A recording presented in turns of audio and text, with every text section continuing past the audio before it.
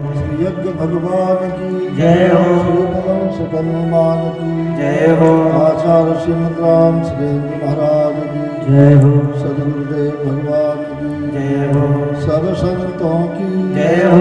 सब भक्तों की जय हो। जय जय श्री सीताराम। जय जय श्री राम।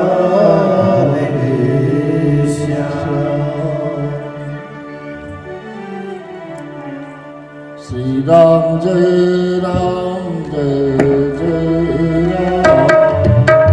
श्री राम जय राम जय जय राम।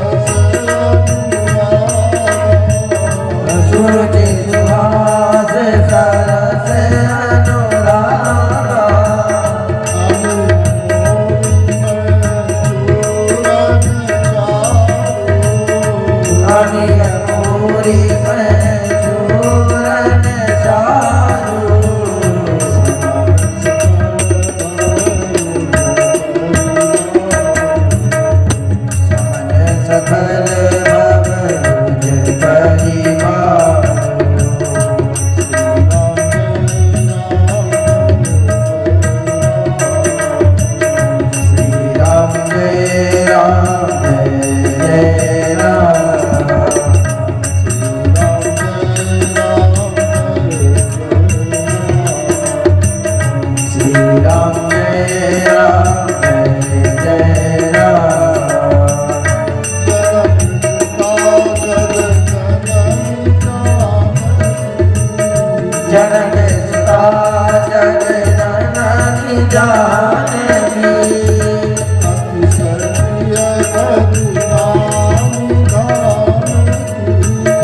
अतिशय प्रिय करुणा निधान की।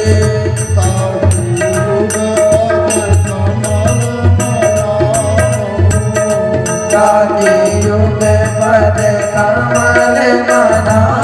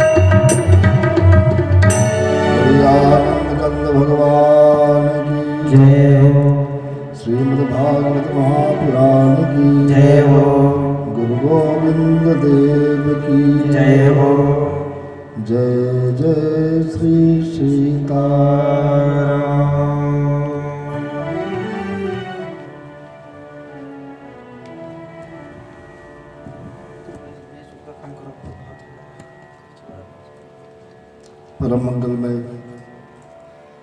आनंद कंद श्री चंद्र जी की माधुरमयी शनि स्वरूपा श्रीमद् भागवत महापुराण आवाहित सभी देवता विद्यमान प्रत्यक्ष एवं अप्रत्यक्ष सभी शक्तियां भगवान श्री सीताराम जी को नमन कर प्रातः स्मरणीय पूज्य सदगुरु चरणों को गुरसा वंदन कर आज भागवती वार्ता के कथाक्रम में हम सब षष्ठम दिवस पर हैं और इस कथा प्रसंग में संपत्ति सभी धर्म प्रेमी सज्जन बंधु एवं देवी शक्तियों भगवत चरित्रों में कथा के माध्यम से कल के प्रसंग में सुखदेव जी ने परम भागवत परीक्षित को भगवान श्याम सुंदर के बाल चरित्रों का वर्णन किया। 7 वर्ष की लीला में गिरिराज पर्वत को धारण करने का वृत्तांत बताया।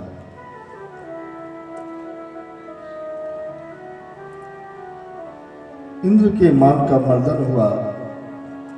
कामधेनु गाय को लाकर इंद्र ने भगवान का अभिषेक किया। धारोष्ण विधि से भगवान का अभिषेक होता है। धारोष्ण विधि है गौ माता आई और अपने स्तन से भगवान को स्नान कराने लगी। उसमें न बछड़े की आवश्यकता है न दोहन करने वाले की आवश्यकता है। देवराज इंद्र अभिषेक भगवान का करा रहे हैं कामधेनु गाय के माध्यम से। गौ माता अपने यहाँ दुग्ध धारा बहा करके भगवान का अभिषेक किया। भगवान को करुणा कब लगती? देवताओं के पुकारने पर भगवान उतने प्रसन्न नहीं होते। करुणा कब लगती है? जब गाय सामने आ जाती है। इसलिए देवता लोग जब भी भगवान को द्रवित किए, मनाए, करुणा में डुबाए, कृपा लिए, तो गौ माता को सामने कर लिया।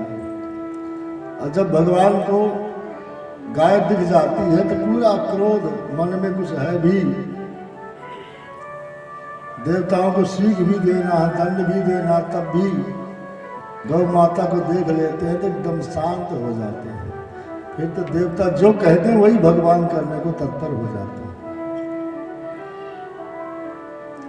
भगवान बड़े प्रसन्न हो गए।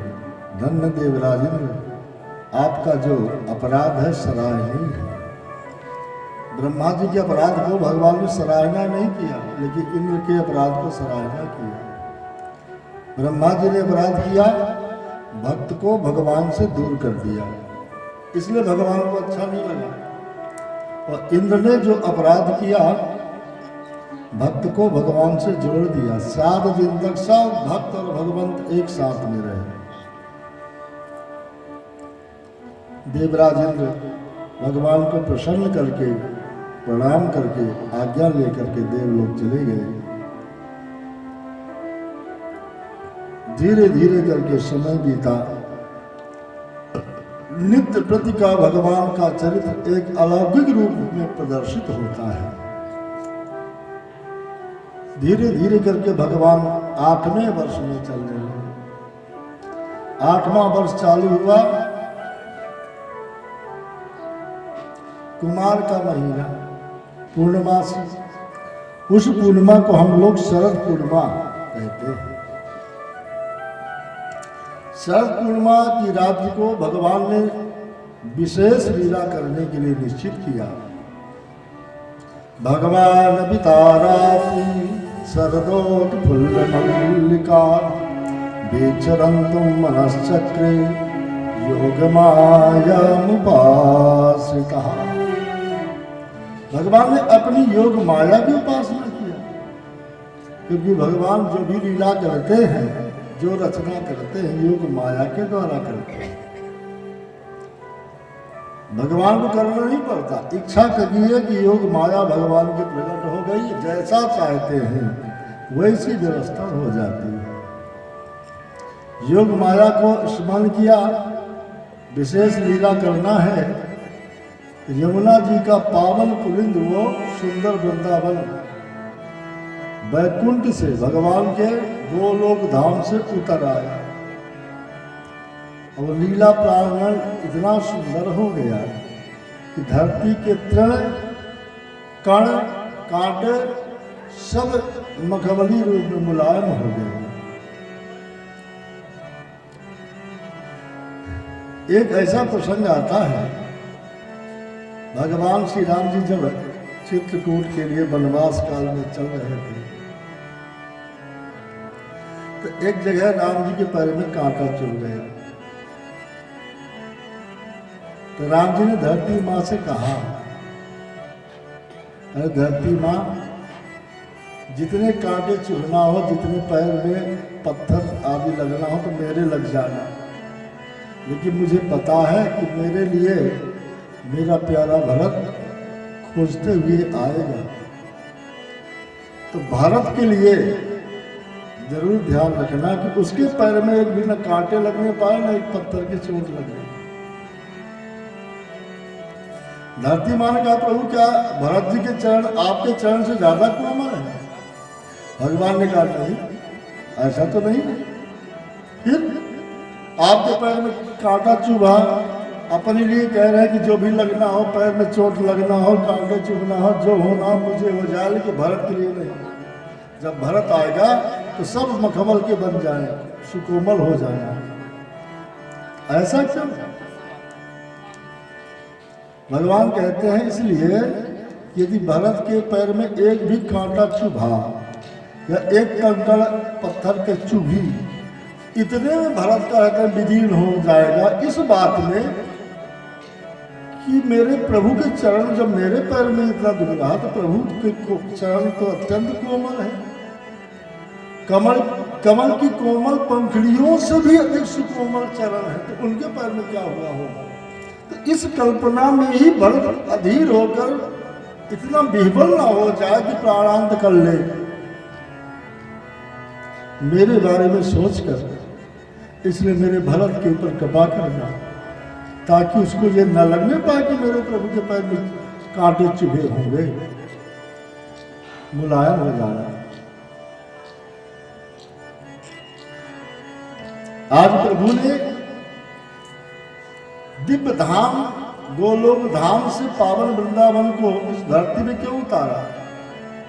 विशेष लीला करना है। उस विशेष लीला में वेद के मंत्र, ऋषि, तपस्वी, देवर्षि देवता देवांगनाएं सब यहाँ पर आएंगे। गर्गाचार्य ने गर्ग संहिता में 44 प्रकार की गोपिकाओं के बारे में बताया कि वहाँ पर 44 प्रकार की गोपिकाएं थी रास मंडल में। 45वें प्रकार में भगवान की परम शक्ति राधा रानी, 46वें प्रकार में भगवान शिव, 47वें प्रकार में कामदेव ही भगवान की परीक्षा लेने के लिए आए गोपी बनकर के। ये कैसी संसारी लीला हो रही है। लेकिन भगवान ने विचार किया कि ये पावन वृंदावन सुंदर सुकोमल हो जाए, क्योंकि इतने बड़े बड़े तपस्वी महर्षि वेद के मंत्र लीला क्षेत्र में आएंगे, संसारी लीला में नृत्य करेंगे और उनके कहीं पैर में चुभेगा तो कष्ट होगा ना, कि प्रभु को बहुत कष्ट होता होगा। और यहाँ तो ऐसी लीला होनी है कि दिव्य लीला, और इस दिव्य लीला में जीव ब्रह्म के मिलन की कोई ऐसा भक्त के पैर में न चुभ जाए कि वो मेरे बारे में सोचकर विचार अधीर हो जाए कि मेरे प्रभु कितना कष्ट होता होगा जब हमें चुभा। इस दिव्य लीला में किसी के मन में क्षोभ न होने पाए, पीड़ा ना हो, दुख ना हो, इसलिए पावन वृंदावन उतारा, बढ़िया धरती सुकोमल हो जाए, किसी को कष्ट ना हो। और ये भी बात है कि भगवान का नियम है, भगवान अपने भक्त की रक्षा करते भी कैसे हैं।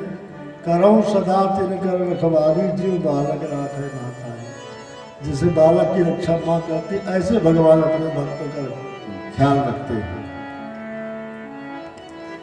दिव्य हो गया, दिशाएं अनुकूल, धरती अनुकूल, आकाश अनुकूल, वनस्पतियां सब अनुकूल। भले ही बबूल के पेड़ हों ब्रज क्षेत्र में, उस जगह चाहे भले ही बबूल के कांटेदार बच रहे हों, लेकिन वो कांटों में फूल खिल गए, वो कांटे आज पुष्प बन गए, सुंदर सुगंधित पुष्प बन गए। उन वृक्षों में सुंदर स्वादिष्ट मधुर फल ही लगे, वृक्ष चाहे जिसका रहा हो। लेकिन उस लीला क्षेत्र में ये दिव्यता कि सुगंधित रात में सुगंधित पुष्प खिले, स्वादिष्ट फल लगे, दिशाएं में सुगंधित, दिशाओं में वायु का संचार होने लगा। इस दृश्य को सुखदेव जी देखे, परीक्षित से संकेत किया कि परम शक्ति के सहित भगवान प्रकट है, उनको प्रणाम कर लो। सुखदेव जी ने राधा जी का नाम नहीं बताया, क्यों? गोलोक धाम में राधिका जी के सेवा में रहते थे और इतने उपासक हैं कि कभी भी नाम नहीं ले पाते। यदि नाम लेना हुआ तो आधा ही नाम लेते, इतने में 6 महीने की समाधि लग जाती है, इतने भाव में डूब जाते हैं। कभी भी नाम लेने की आवश्यकता हुई तो रेति स्मरण मात्र निद्रा क्षणमास की भवे, 6 महीने की निद्रा में, समाधि की निद्रा में हो जाते हैं।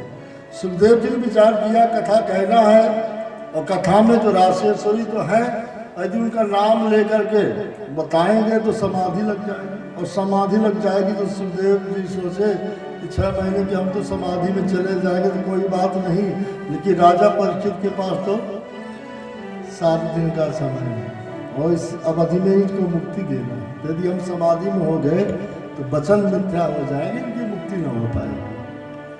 इसलिए कथा कह दिया, नाम नहीं लिया। तो भागवत में 2 प्रसंग आते हैं, 2 प्रसंग में कथा कही गई बिना नाम लिए। एक इस प्रसंग में परम शक्ति राधा रानी का, कहीं भी राधा रानी का नाम सुखदेव जी के शब्दों में नहीं आया। अनया आराधितो नूनम भगवान हरिश्वर, आराधना अधिकार भूता, योग माया आदि नामों से संकेत किया। अब दूसरा एक प्रसंग आता है, उस कथा को भी सुखदेव जी ने कहा है लेकिन नाम नहीं लिया। वो प्रसंग है ब्राह्मण का, जिस ब्राह्मण को हम लोग सुदामा के नाम से जानते हैं, लेकिन सुखदेव जी ने सुदामा कहकर के संबोधित नहीं किया। कृष्णस्यासी सखा कश्चित ब्राह्मणो ब्रह्मविद्तमः विरक्त इंद्रियार्थेषु प्रशांतात्मा जितेन्द्रियः। वही भगवान श्री कृष्ण का भक्त ब्राह्मण था, ब्रह्मवेता, इंद्रिय विषयों से जो विरक्त था, प्रशांत आत्मा, हमेशा जो प्रसन्न रहने वाला, ऐसी उसकी आत्मा जो प्रसन्न रहती है, जितेंद्रिय थे। नाम नहीं बताया, कथा कह दिया। तो इन दोनों का नाम उल्लेख किसने किया? गर्गाचार्य जी ने गर्ग संहिता में नाम उल्लेख कर दिया कि जो गोपी विशेष गोपी की बात है वही राधा जी है। और उस ब्राह्मण की जो कथा कहे तो उसके बारे में उन्होंने बताया कि वो सुदामा है। और अन्य ग्रंथों के माध्यम से पता चला कि जो भगवान का मित्र सखा था, ब्रह्मवेता, इंद्रिय विषयों से विरक्त प्रशांत आत्मा, और उसका नाम सुदामा था। तो बिना नाम लिए दो प्रसंगों को सुखदेव जी ने सुनाया। उस परम शक्ति के सही सुखदेव जी ने भगवान को प्रणाम किया और परीक्षित को भी नमन करवाया। इसके बाद में उस कथा में प्रवेश किया।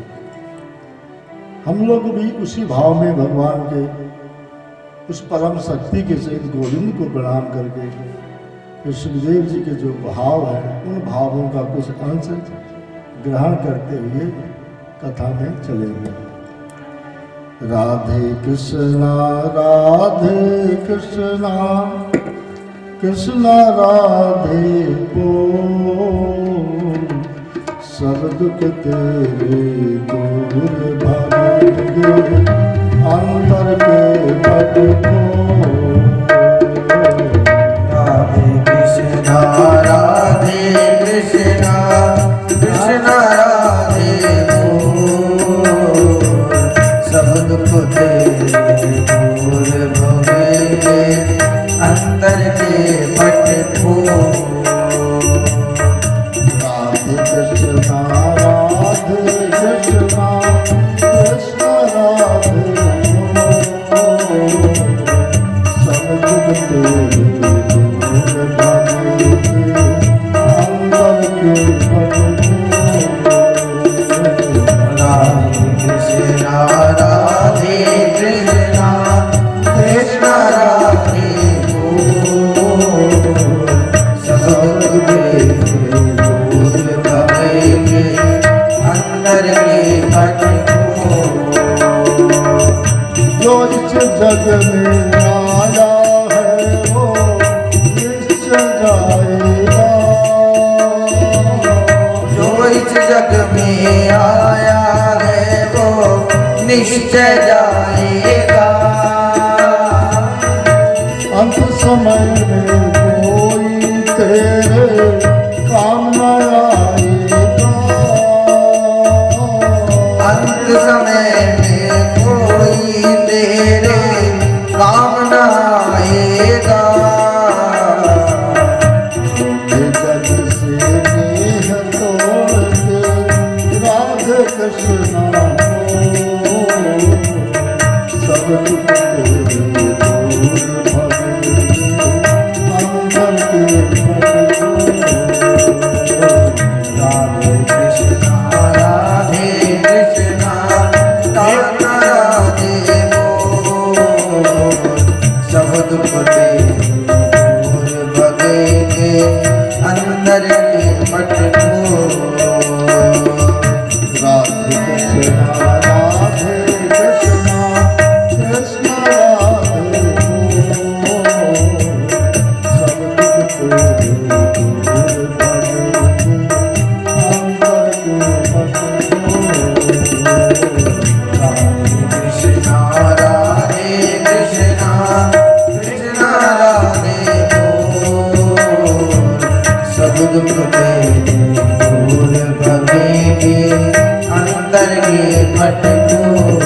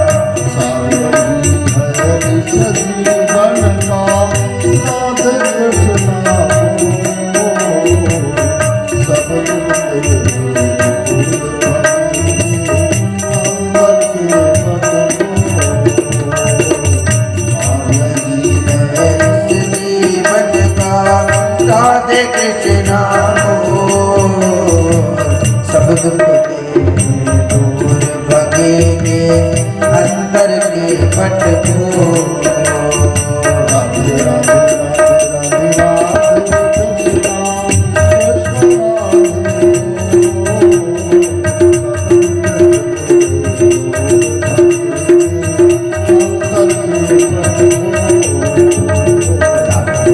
राधे राधे कृष्ण राधे बोल, सब दुख दूर भगे अंतर के पट भोर।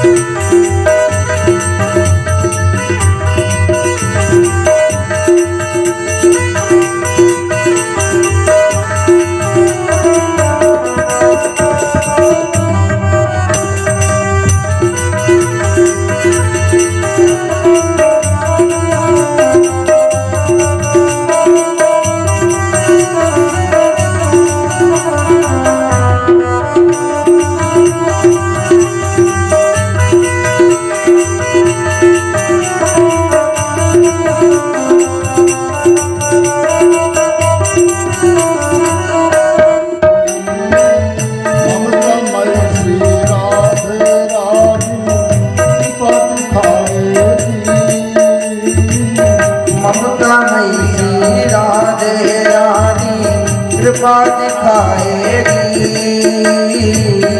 जग तारण को हर पल तेरी याद दिलाएगी।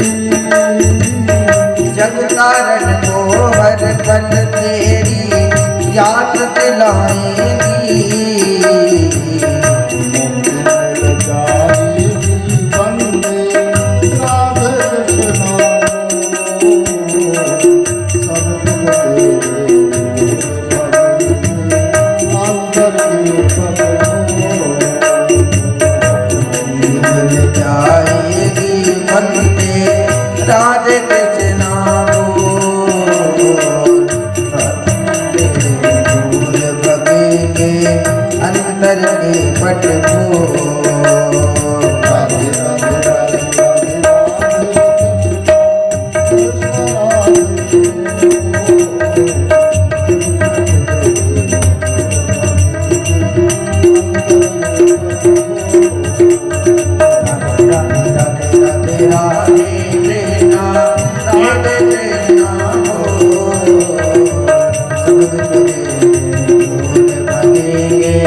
अंतर के पट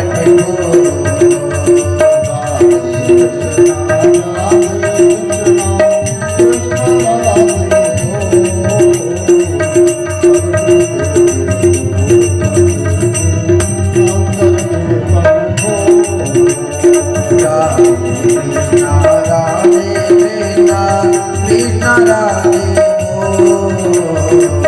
सब दूर भगे अंतर के पट भोर। सब दुख दूर भगे अंतर के पट भोर।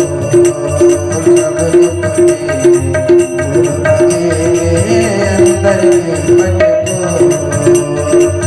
अंतर के पट भोर, अंतर के पट भोर।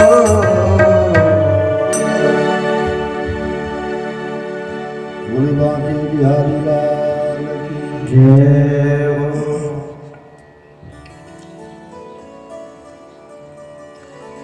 सुखदेव जी ने भगवान को प्रणाम किया, परीक्षित को भी नमन कराया। सुखदेव जी कहते हैं, राजन भगवान ने विशेष लीला करने के भाव से बंसी नाद किया।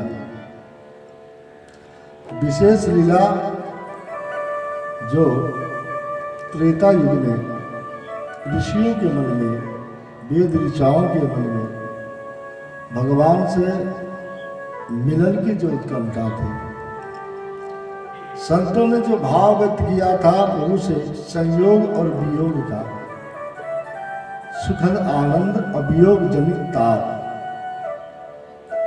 यही जीव ब्रह्म के मिलन की लीला है। 5 अध्याय में वर्णन करते हैं। 5 अध्याय हमारे आप सबके हैं। क्षितिजल पावक गगन समीरा, पंच रचित यह अदम शरीरा।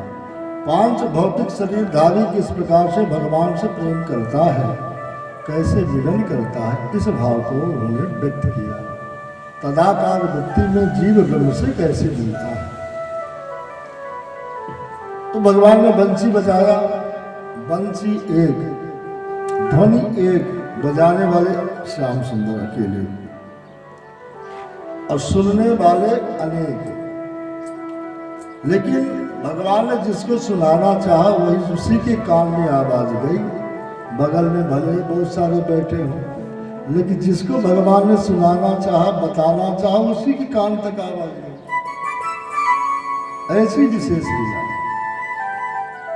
क्योंकि भगवान का नियम ही है सोई जानई जेहि देहु जनाई।